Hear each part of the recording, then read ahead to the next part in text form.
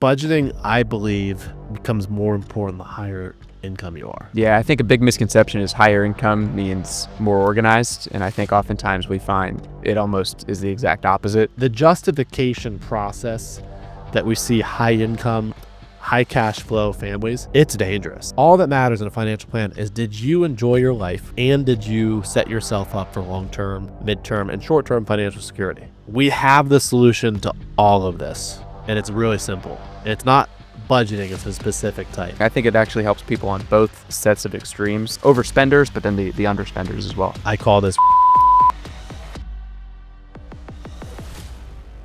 We see more and more common in our day-to-day that high income earners are feeling broke. In recent years, there's been a lot of wealth accumulation because stock market performance, increase in job. And Ben, how many times you meet a family making $500,000 a year, even $1 million a year, and you go through a budget and it's like, where's the money to save? Yeah, I think a big misconception is higher income means more organized, and I think oftentimes we find it almost is the exact opposite. The analogy we like to use is it's almost like increasing a thermostat. If you do it go to your thermostat, you increase it by 5 degrees, you're going to feel it. But if you incrementally do it by 1 degree every so often, you just kind of get used to it. And I feel like that's almost the case as your income rises, your lifestyle just kind of naturally rises with it. And if you don't have the right systems in place to help hone that in, things can get disorganized quickly. Yeah, I feel like the frog in the boiling water is the hot water. Like, the frog. Sorry, wait, you're going to have to explain that. Yeah, this is an analogy, right? You have the frog in the water, and then the heat goes up, and the frog doesn't realize, and next thing you know, it's boiling and it's dead. I feel like money, just hear me out, Ben. Money works the same way. A resident going out, making $70,000, now making $300,000, but now their student loans kick in, they buy the house, they have a kid in private school, and this slow life progresses, and before you know it, so my analogy here, before you're boiling and you're dead, is like you're not saving any money, and you're just 4 or 5x your income, and it's all going out the door. Yeah. We see this is so common. Households making 300, 400, 500, all the way up to $1 million. We also have clients that are making 200,000. They're way on track for retirement because they're not the frog in the boiling water. Yeah, and it's funny you mentioned the resident. It's funny, sometimes we sit with a resident, and they actually make it work. They're on a $65,000 a year, $70,000 a year salary. They have their student loan payment. They're able to put something in a Roth IRA, but they're living super below their means on $70,000 a year. And then when they make that shift to 300, 400, 500,000 a year, sometimes it almost feels disorganized, and they're almost not able to deal with that income jump at the level that they can. So it's interesting how they can make it work at 70,000, but sometimes they have trouble at 500,000. No question. Yeah. So we have the solution to all of this, and it's really simple. It's not budgeting, it's a specific type. But before we go into that, quick break. Ohio State's playing Texas tomorrow to open the season. Ben's the biggest Ohio State fan I've ever met. He's got to get your pick here. Is this home or away, by the way? It's home. It's in Columbus. Okay, and they're ranked higher, or they're ranked less than Texas, right? Correct. But they're still the favorite. Texas is 1. Ohio State is 3 in the AP poll. Home field advantage means something in college football, so Ohio State's like a 2-point favorite, I believe. And are you worried at all? Yeah, I think Texas is better. For Yeah? sure. They're better? Yeah, well, they have more continuity, and I think that's big in a week 1 opener, having a lot of your defense back, having a quarterback that you know what he's going to be. I mean, Arch Manning has played Julian Sand for Ohio State. This is going to be his first really meaningful snaps, and it's going to be in a big time game, whereas we kind of know what we're getting with Arch and Texas defense. So I do feel like Texas is actually the right side in this one. Ooh, okay. All right. Well, win or lose, both of these teams can still make the CFP, right? For sure. I'd be happy to be wrong, of course. Perfect. Okay. Well, back to the regular program schedule. I don't know if I said that right. But anyways, here's how this works. So I noticed this. So not to date myself, but a financial advisor for 15 years now. And so we started, when I started, before we became like EWA in a big group and a team, so I'm working with a lot of doctors. And I noticed, as they started transitioning from residency to their attending job, I could tell you all kind of stories. The first one, we had this plan in place with this one physician, and she called me and said, "Hey, can we wait and can we pause all those savings we had? Like we had like, backdoor Roth and a brokerage account or student loans. And then she sent me a picture of a Kate Spade receipt. When she had spent her entire first paycheck at Kate Spade, it was like $7,000 worth of stuff. And I was like, okay, that's fine. And then there was a couple other stories. That's not even the worst one. That was funny. Now she's on track. But I came up with this because I realized like these physicians aren't gonna budget. They're too busy. Uh, it's not interesting at all. They're not gonna track in an Excel spreadsheet like, Every time you swipe a card at yeah, Starbucks I'm is not gonna do a latte at Starbucks today, or I'm not gonna do it's nonsense. And by the way, I think you should do all that. These experiences if that's how you want to spend your money. So I developed this system, and how I developed the system was I actually had a coach that told me because we were nothing to do with budgeting. She's like, "Hey, you got to start your day at 5:30 a.m." because I know these goals of like working out, doing like this morning routine, and I had to be in the office by 7:30 a.m. back. This is back in the prior, before we were a private firm. Uh, to report numbers, and there's like the system. You were there too. You know what it's like. Like you can't be late for that. The numbers at 7:30. of course. So you hit snooze a couple times. You're at 6, and now you don't have time. At that point, we're in suit and tie, so like you don't have time. You're showering, you're getting ready, you're trying to beat traffic, trying to park and get in, and then you're all sweaty with that suit jacket on, and like your day's just ruined like the minute you walk in the door. But whew, having some PTSD Yeah, here, you man. really kinda went through it there. I think you were telling a story. I don't know where it went, but Just you're yeah. reliving the haunting memories of my past, man. But anyways, I know you were there too. But anyway, so she gave me the advice. You're okay. We figured out you need to wake up at 5:30 a.m. Program your coffee pot for 5:35 a.m. And this is 15 years ago. I didn't have a Keurig. I couldn't afford. We had a coffee maker. Take the coffee pot off the coffee maker, and so I knew 5:30 a.m. If I don't make it downstairs, the coffee would start and it would spill everywhere. And so that, as simple as that is, it was one decision, it fixed every decision, right? One decision eliminated all of these excuses, hitting snooze.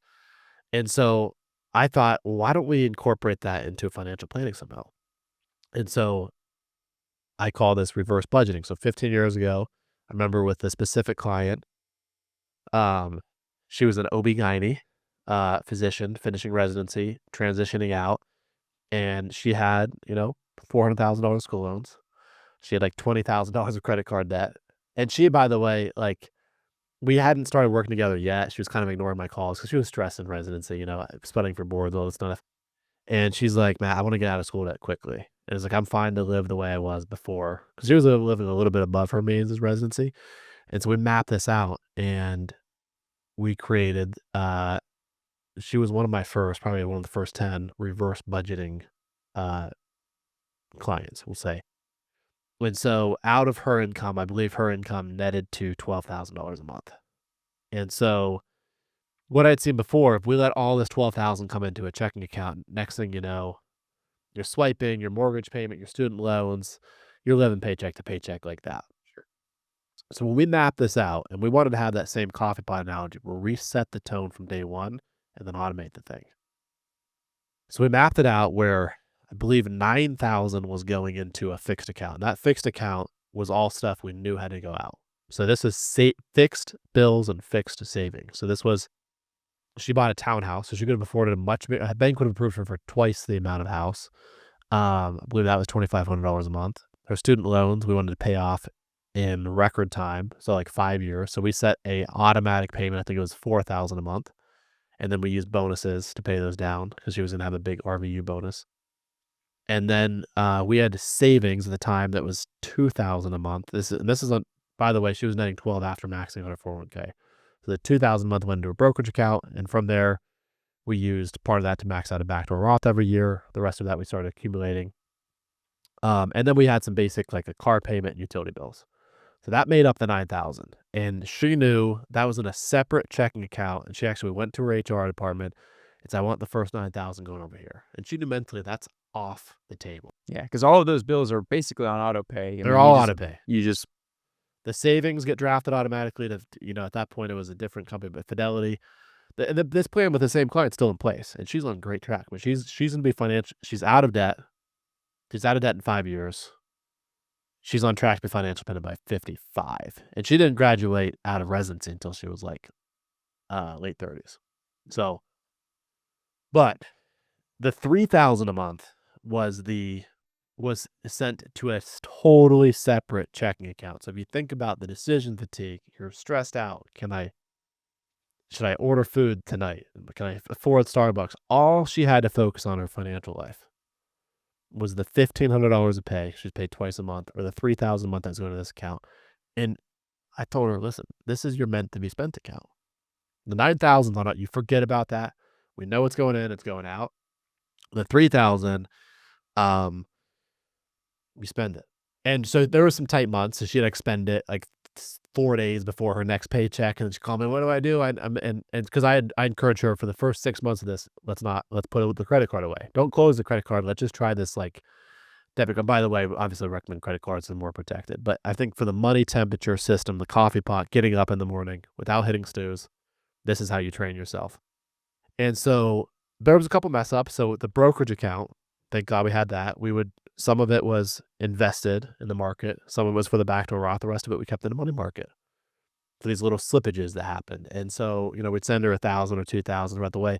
But having these layers of protection allowed her, we never rated the investments. We never rated a Roth. We never rated her 401k. So we built these little mini fortress, these walls around, so the core plan never got off track, if that makes sense.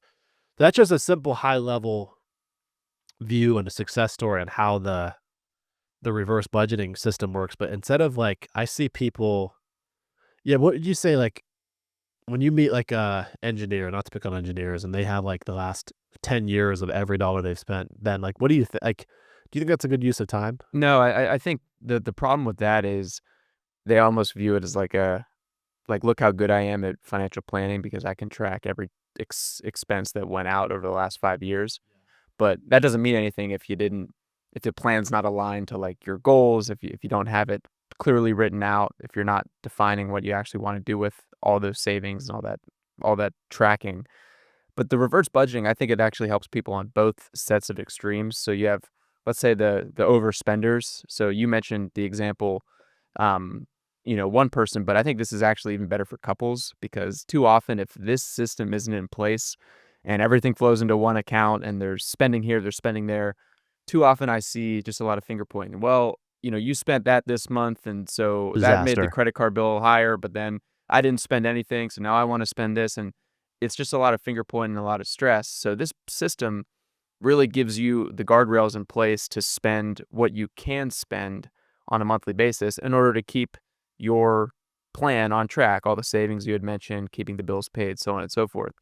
And then on the other side of things, if you have someone that is an amazing saver that actually can't spend or isn't comfortable spending, they're living way below their means, this almost encourages them to spend more today. If you can give them the peace of mind saying, hey, everything that you've detailed was most important is on track by spending 6,000 a month in bills, savings, utility payments, loan payments, etc. If you can take care of all that in 6,000 a month and you have 6,000 a month in your variable account, but you're only spending 2 of it, well, what's that other 4,000 a month doing for you? Giving them the permission to spend that full 6,000 a month. A lot of advisors would say, no, save it, save it, save it. But if they're already on track for everything that they've detailed was most important, it's almost our job, I feel like, to encourage them to spend that difference, make sure that they're not living with any regrets today. So the system helps, I think, both scenarios, the overspenders, but then the underspenders as well. Yeah, and I think this is guaranteed results, and then the discussions can be not finger pointing, just calibrations like you decide. Like maybe they can't spend the 4,000 a month, but let's put that over the fixed account and let's develop financial independence early. And maybe we're going to a shorter term account where you're buying a vacation house. It's not something you're going to spend every month, but it's something you will eventually increase your lifestyle outside of like the retirement or college plan. But let's save in a short term account. So I would call that 1.0 reverse budgeting. 2 accounts, one fixed, one variable. The keys to success: you contact your HR. You say, I want my paycheck split. First 9 goes here, next 3 goes here, or first 5, next 5 here, whatever. That's personalized, and just make sure that fixed account is paying all your fixed bills. and it's paying all of your fixed. I would view your savings as fixed bills, short term, midterm, and long term. So short term would be make sure you have an emergency fund of 6 months. Uh, that 3 months cash, 3 months invested. Make sure you have, 529 plans, maybe a brokerage account for college planning. Make sure you have a brokerage account if you want to retire earlier, become financially independent. Make sure your retirement accounts are all maxed out. But the nice thing about the reverse budgeting is the 401k is going to get maxed out before you even see your money. But a 401k it's retirement prep. It's not financial planning. You got to have all this together as financial planning. So that's 1.0. And then obviously the variable, you spend it. I would say 2.0 is what we found common in, especially in high income earners with the money temperature, where you said like the gradual money, the temperature increases can, it's like the frog example, it can get you before and it's too late. I can't tell you how many times we met with someone making 800, 900 million. They're bringing home 36 to 50 a month, and there's not much left over to save. Sure, they're maxing out their mega back to Roth at the hospital, but then they've got 3 kids in private school. They've got a $2 million house. Their credit card's probably $15,000 a month. The next thing you know, a lot of stuff's accounted for. This thing breaks or they want to put in a pool. It's just, there's Yeah, always something. So 2.0, obviously it's easier to do the budget before you're in the water that's getting heated up. It's like let's hop out of the water. So if you want to stay in the water, let's do an Excel spreadsheet and let's just like finger point at each other everything we've spent money on the last year. Well, guess what? It's too late. Forget about it. Let's use that data and look at your specific habits. Let's look at, we very few have conversations about, oh, you need to spend less in these categories. No, let's just high level this. It's just like a workout plan. Your credit card's 20 a month. We can get your financial plan on at 15 a month. Why don't we test just getting up in the morning before saying you give up this or you give up this? It works. Money is a temperature. You can start slowly getting gains. So 2.0, I'm going to say is, so 1.0 is you set these two accounts up. 2.0 is on top of that. Short term, we can categorize into, and this I would say is really important in your 20s and 30s. In your 40s and 50s, you're not as important. But I would say in your 20s and 30s, when your net worth is just getting started, you actually want to have like a separate savings account per category, because inside of your savings, we found things can call shotgun on each other. So if you have like in general 50,000 in cash and now suddenly you need a new roof, you want to go on a vacation because you're really stressed out and you aren't happy with your car and there's a medical emergency, that can be gone in 1 year, right? And so the concept was good, but then you ended up blowing it all. So like, yeah. Right. You got thrown back in the water. You didn't even know it. So we'd recommend out of the fixed account. So imagine we have these two accounts and the variable is just it's gone every month. Out of the fixed account, you're going to different vendors like your car payment, your mortgage, and the fixed account, the savings, the short term, I'd recommend you have a couple of different savings accounts. We have one that's an emergency fund. It gets to a level that doesn't get touched. The second one is, okay, in the next 2 years, we want to do a new bathroom. We have to redo our driveway. That's going to cost $30,000. We've got 2 years to save up to that. That's, $1,250 a month without interest that we have to put in there to do that. Then we have a vacation fund. That one's going to be, you're going to save it, you're going to blow it. But if you don't do that, you may have this fixed and variable account. The variable is getting spent every month. If you don't have your vacation money set aside, where's that going to come from? That's a layer of protection where you don't touch the long range planning. Yeah, so typically every dollar should have a purpose. I mean, if you put everything in one bucket, it's easy to prioritize something over another. Whereas if you can clearly delineate where your money is going, in your head, you're more likely to save for it because it's written out, as opposed to if it's all going in one bucket, generally the first thing that comes up is what it gets spent on, whether or not that was your first priority or not. Yeah, this is like a Dave Ramsey envelope system, but without being like having cash, right? Yeah. Which is like, there's so many reasons that's stupid. One is like, generally cash isn't even covered by insurance, and like, who carries cash around? A lot of people do, and I get like, I have a caddy. I'm like, do you have a Venmo? Because I never carry cash. Yeah. But it's like an envelope system, but you don't want to have 5,000 or 50,000 literally of cash sitting in an envelope. So typically the clients we work with higher income, you want to have these different categories, and your bank account can have multiple savings accounts. You can generally do that without fees. And just All this is automated. This is one meeting a year. You're setting it up. It's one decision. You're eliminating thousands of decisions, countless fatigue, countless disagreements, countless finger pointing, all by setting it all up right from the get go, setting the plan from the get go, and then just autopiloting. Real quick, I think that's what gets lost in the people that are tracking every time they swipe a card is all of that time that you spent doing it. You're getting to the same place as if you just sit down once a year and organize this once. You're accomplishing the same thing, but you're saving yourself hours, days worth And of tracking. all that matters in a financial plan is, did you enjoy your life with the money that's exited that you're never going to get back? And are you on track for your goals? Like, did you enjoy your life, and did you set yourself up for long-term, midterm, and short-term financial security? Because things are going to happen in the short term. You're going to set up your kids for success, and then long term, you got to make sure paycheck stops and you're not healthy. You got to make sure you have enough to continue your lifestyle for, you and your family. So midterm buckets, we typically recommend 529 plans and brokerage. And then long-term buckets would be your 401k getting maxed out behind the scenes, backdoor Roths, and then maybe, a direct index brokerage account, just in general. There's lots of other categories, but I'm just trying to keep it high level. But that would be 2.0 is we got the reverse budgeting inside of like the cash flow every paycheck. And then 2.0 is we'll call it the reverse budgeting inside these short-term accounts, midterm accounts, and long-term accounts. And then 3.0 is just calibrating it, because very few people hit that sweet spot where you're saving, where you've no regrets, you're living a present life, and you're also secure for the future. We see people lopsided, like, whoa, you're not saving anything, and you're going to be, if one of you loses income, you're totally screwed. Or with people that are, splitting, Split Chipotle balls. splitting Chipotle bowls that are worth $10 million. So it's like, there has to be balance. And that's why, you want to set this on autopilot, but it's more important hit the balance of like giving yourself permission to spend as your income goes up, but also adjusting the financial plan to make sure your financial security. Because if you set the temperature of like, I can retire off $10,000 a month, adjusted for inflation of $20,000 a month, suddenly you have a big pay raise, and you're saving that all, then you're going to way over accumulate what you need. But if you just spend the difference, well, now your assumptions when you go to retire need 15, and your savings only on track for 10. The financial plan has to be calibrated often. That's what people don't understand. Is little levers can really affect over saving versus under saving, and making sure you live a life without regret. For sure. Importantly. For sure. Okay. Well, I think the psychological thing behind this, I think, is so important is, Ben, how often you meet with people that have just a lot of financial like guilt or financial stress of like, can I spend this? Can I do this?